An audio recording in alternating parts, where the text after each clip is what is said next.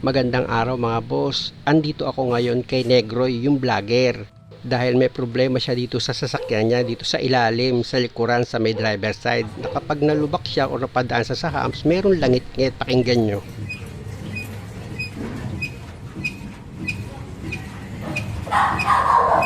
Actually mga boss, na-check up ko na ito na hindi naman ganun kalala yung problema ng sasakyan ni customer. Kaya lang yung babae, yung asawa niya, masyadong nag-aalala.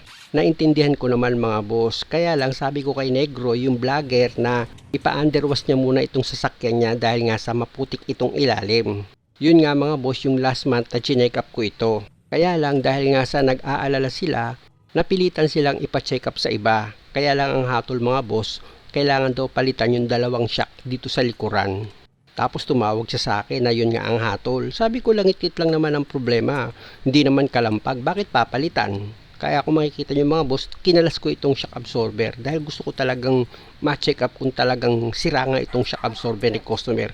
Pero ang isa ang napansin ko dito mga boss, yung bushing nitong shock absorber maluwag na.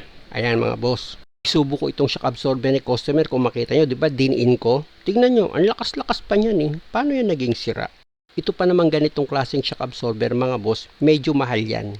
Yung size niya kasi mga boss, mataba yan. Meron namang mumurahin, ang problema ginagamit ni customer itong sasakyan niya sa kargahan eh. Ito mga boss, yung bushing niya dito sa shock absorber, maluwag siya. Ayan kung makikita nyo. Ayan ang problema. Kaya ang gagawin ko dyan mga boss, tatanggalin ko itong bushing niya dito sa shock absorber, magpapabili ako kay customer. Dahil nga nung last month at chinek up ko yan mga boss, magalaw itong shock absorber niya, maluwag yung bushing. Pero may mga paraan pa naman pag ganyan, pwedeng yung bushing palitan yan.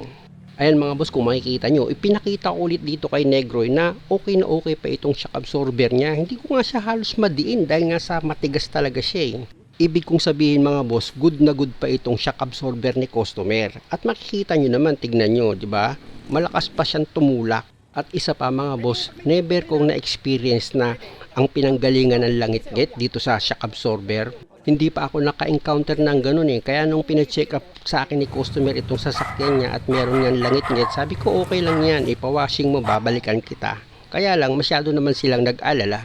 Kaya nung pina-check up nila itong sasakyan, kailangan daw palitan itong dalawang shock absorber dito sa likuran. Dahil nga sa lumabas na daw yung langis dito sa shock absorber. Eh nung chinek up ko, wala naman akong nakitang marka ng langis. At nang diniin ko nga yung shock absorber, okay naman siya. Balik na nga ako sa trabaho mga boss. Siya nga pala, kung ganito yung sasakyan nyo, pag tinanggal nyo itong shock absorber, meron lang naman yung dalawang nut na number 14. At pag natanggal nyo na yung dalawang nut na number 14, sikwatin nyo lang itong shock absorber nyo palabas para matanggal nyo yan dito sa kinakapitan nya. Kahit yung yabi nyo o kaya screwdriver, pwede nyo panikwat yan dito sa shock absorber nyo para matanggal. Diba nakita nyo, yabi lang ginamit ko. Pag maluwag na, pwede nyo siya uga-ugain para matanggal nyo na ng tuluyan itong shock absorber. Kita nyo yung bushing mga boss, maluwag na siya. Kaya itong shock absorber ni customer, meron siyang uga. Dapat ang naririnig ni customer dito, lagutok eh. Kaya lang, ang narinig niya, langit-ngit. Tingnan nyo mga boss, din-in ko itong shock absorber. Malakas pa talaga siya. At kung tumulak yan mga boss, tama lang sa model niya 2020. Syempre nagamit na yan. Pero isa ang masasabi ko, hindi pa yan sira. Inuga-uga kasi itong shock absorber mga boss nang mag-check up. Syempre kung maluwag yung bushing niyan, natural itong shock absorber, gagalaw talaga yan. Pero hindi shock absorber ang sira, yung bushing. At sigurado ako na hindi yan ang pinanggagalingan ng langit-ngit. Para sigurado ako, si customer mismo ang uutusan ko. Ipapauga ko sa kanya itong sasakyan niya. Pakinggan nyo mga boss, andun pa rin yung langit-ngit. Wala na yung shock absorber niya na.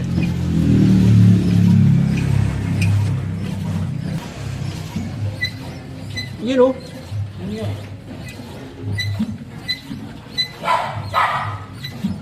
Okay na. Paano kaya yan kung napalitan itong shock absorber ni customer nung ma-check up itong sasakyan niya? Di, nasayang yung pera. Actually mga boss, nagpabili niya sa akin si customer ng shock absorber. Kaya lang Como 2020 itong model ng sasakyan niya, sa 4 na auto supply na pinuntahan ko, walang available. Meron, kaya lang hindi ko kursunada yung brand. Kaya ang ginawa ko mga boss, etong penetrating oil ang binili ko. Dahil alam ko langit-ngit lang naman ang problema. Dahil nga nung huling chinek up ko ito mga boss, Puro putik ang ilalim nito, kaya sigurado ako kakalawangin yan after mawashing. Nakita nyo naman, kulay kalawang talaga yung molly niya, oh. Tingnan nyo, di ba? Ang ginawa ko dyan mga boss, inisprayan ko yan ng WD-40 dito sa bushing niya, dito sa harapan, pati dito sa likuran ng molye, pati itong molye na kinakalawang mga boss, inisprayan ko rin yan.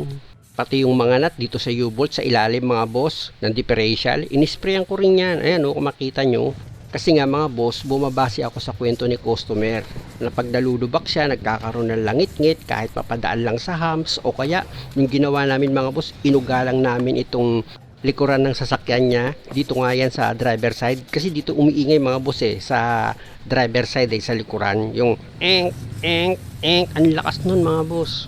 Yun nga lang, nag-alala yung misis ni Negroy, kaya pina-check up na nila sa iba, na ang hatol naman, shock absorber agad. Pakinggan nyo mga boss, ugain ko na itong sasakyan ni customer, wala na siyang ingay.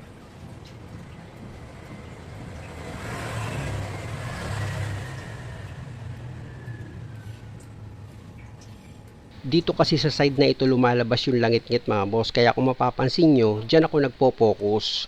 At para makita nyo yung position ng shock absorber mga boss, pag inilagay, tanggalin ko itong reserba ni customer. Nang binababa ko nga itong reserba ni customer mga boss, nako maganit itong kadena, kaya kung makita nyo, inisprayan ko yan para matanggal yung kalawang at malambot na siyang pihitin. Tanggalin ko muna itong gulong mga boss, ano, dahil nga sa walang nabiling bushing si customer para dito sa shock absorber niya. Ang ginawa ko dyan mga boss, itong bushing hinati ko na yan, kasi isang buo yan nung tinanggal ko dito sa shock absorber niya hinati ko yan mga boss. Tapos nagpabili ako kay customer ng rubber tape, dahil nga sa maluwag na itong bushing mga boss, pag nilagay mo yan dito sa shock absorber niya, nilagyan ko ng rubber tape itong gilid ng bushing para kumapal siya. At pag nilagay ko yan dito sa shock absorber, syempre dahil makapal na yan, sisikip na yan, mawawala na ngayon yung uga ng shock absorber. And mga boss, ganyan ang position yan, o diba? Tapos dito naman yung isang kaputol niya, o di masikip na siya ngayon kapag hinigpitan mo siya. Kasi mga boss, kung hindi ko yan hahatiin, mahihirapan akong ilagay itong bushing. Kasi pag ganitong original pa itong bushing mga boss, matigas yan, dapat gato talaga. Tsaka mo ngayon ipipress, okay yun. Itong isang bushing mga boss, hindi ko pa yan nilagyan ng rubber tape. Tingnan nyo, maluwag siya dito sa shock absorber, ayan tingnan nyo, di ba? Kaya mauuga-uga mo itong shock absorber na tingin ni customer, sira na nga yung shock absorber ko kasi magalaw na siya di ba? Ganun ang lalabas. Pero kung iisipin mo, pwedeng palitan lang, bushing lang, kung yung shock absorber mo okay pa siya. Ganyan ang itsura niyan mga boss pag nilagay mo itong bushing, ganyan, salubungan sila, di ba? Kaya pag nilagay mo yung washer niyan tsaka mo hinigpitan, maiipit ng maayos itong shock absorber, mawawala na yung uga niya. Ilagay ko na itong shock absorber, kung makita nyo, pinahiran ko ng kaunting grasa itong pagkakabitan ko ng bushing. Tapos itong pinutol kong bushing mga boss, ilalagay ko na yan sa taas, tapos dito naman sa baba yung isa pang kaputol niya, di ba?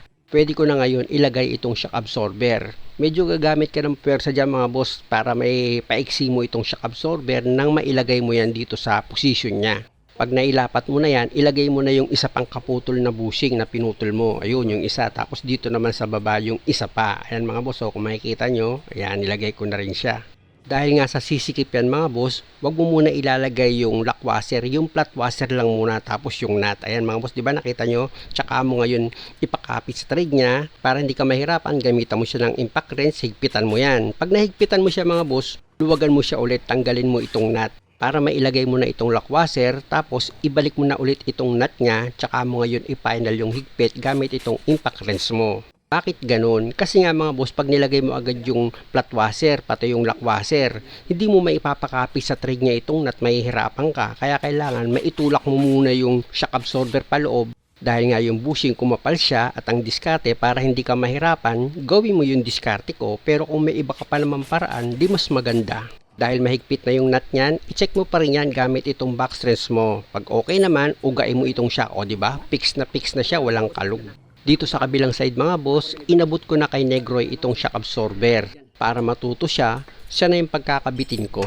So para mga boss, na ilagay niya naman ng maayos itong shock absorber. Kaya i-check ko na itong ilalim ng sasakyan ni customer. Siyempre itong gulong na tinanggal namin, okay na yung pagkakakabit ni Negroy. At dahil sa okay na itong sasakyan niya, pwede na kaming mag-road test. Importante kasi mga boss na ma-road test namin itong sasakyan para pag sumakay yung misis ni Negroy, hindi tayo mapahiya na meron panlangit-ngit itong sasakyan niya. Sa pag-road test na ginawa namin mga boss, idinaan namin ito sa maraming humps para makasigurado kami na nawala na nga yung langit-ngit nito.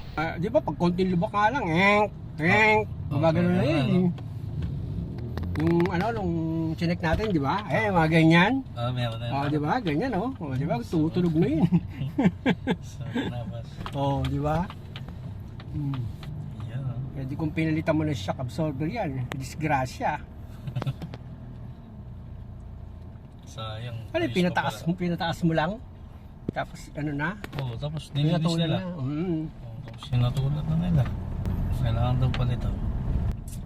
Okay lang naman sa akin magpalit ng pyesa basta sira. Wala namang problema Pero pag hindi sira, naku, parang makukonsensya ka sayang. Sinayang mo yung pera ng customer Sana hiningi mo na lang.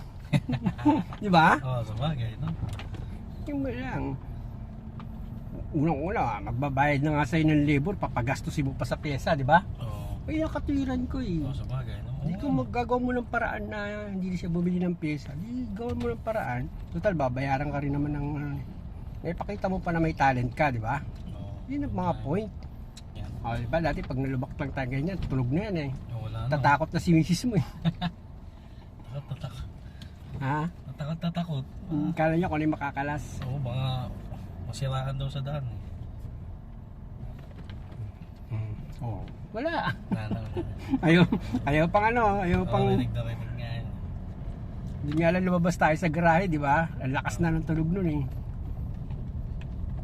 lalo yung mga humps, sa humps, ayan.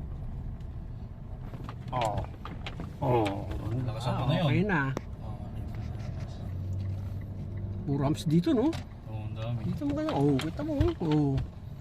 Kahit nga lagutok, wala At dahil sa okay na ito mga boss, wala na kaming narinig na langit-ngit, kahit man lang lagutok, wala na rin. Muli, maraming salamat sa panonood. Sana nakakuha kayo ng idea at kung maaari, huwag niyo naman sanang kalimutang mag-subscribe sa channel ko.